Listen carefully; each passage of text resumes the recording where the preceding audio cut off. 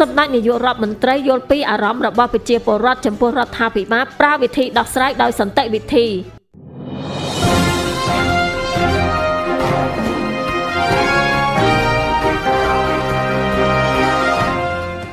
នៅថ្ងៃទី23 ដុល្លារនេះសម្ដេចហ៊ុនម៉ាណែតបានលើកយកបញ្ហាកើតឡើងនៅភូមិជោគជ័យនិងភូមិព្រៃច័ន្ទមកបញ្យល់ប្រជាពលរដ្ឋបន្ថែមចំពោះបញ្ហានេះសម្ដេចនាយករដ្ឋមន្ត្រីយល់ពីការព្រួយបារម្ភរបស់ប្រជាពលរដ្ឋខ្មែរទាំងក្នុងនិងក្រៅប្រទេសពីសកម្មភាពឈ្លានពានរបស់ថៃតាមរយៈការរាយលួសបន្លាកង់ឡានការហុំព័ទ្ធផ្ទះនិងដីអាស្រ័យផលមួយចំនួនក្នុងរយៈពេល2ខែកន្លងមកនេះជុំវិញបញ្ហាខាងលើសម្ដេចហ៊ុនម៉ាណែតថារ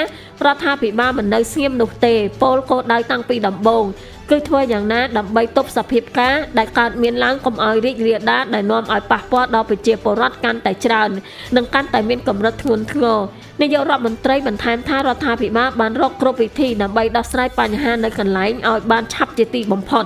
ខ្ញុំយល់ពីអារម្មណ៍របស់បងប្អូនប្រជាពលរដ្ឋដោយសារវិធីសាស្ត្រត្រជាក់ដែលរាជរដ្ឋាភិបាលបានប្រកាន់យកនៅពេលកន្លងមកពេលខ្លះមិនអាចទទួលបាននៅលទ្ធផលដែលយើងចង់បានភ្លាមខណៈដែលការស្វែងរកដំណោះស្រាយហាក់ដូចគ្មានលទ្ធផលហើយសកម្មភាពជាក់ស្ដែងនៅទីនោះកាន់តែធ្ងន់ធ្ងរទៅដែលធ្វើឲ្យបងប្អូនមួយចំនួនអាចមានអារម្មណ៍ថាអស់សង្ឃឹមនិងគិតថានឹងគ្មានដំណោះស្រាយណាមួយនោះទេ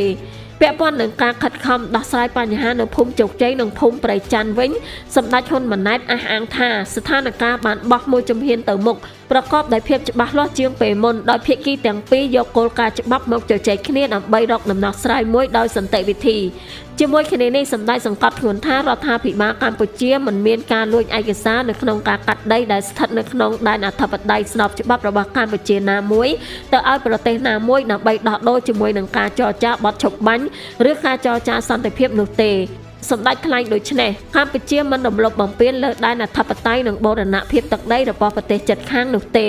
ប៉ុន្តែកម្ពុជាក៏មិនយល់ព្រមឲ្យមានការរំលោភបំពានលើដែនអធិបតេយ្យភាពនិងបូរណភាពទឹកដីរបស់កម្ពុជានោះដែរបើតាមសម្ដេចនាយករដ្ឋមន្ត្រីបញ្ហាព្រំដែនគឺជាបញ្ហាដែលមានភាពស្មុគស្មាញដែលបានបន្សល់ទុករាប់រយឆ្នាំមកហើយដែលត្រូវរួមគ្នាដោះស្រាយប៉ុន្តែជាការដោះស្រាយណាមួយដែលអាចទទួលយកបាន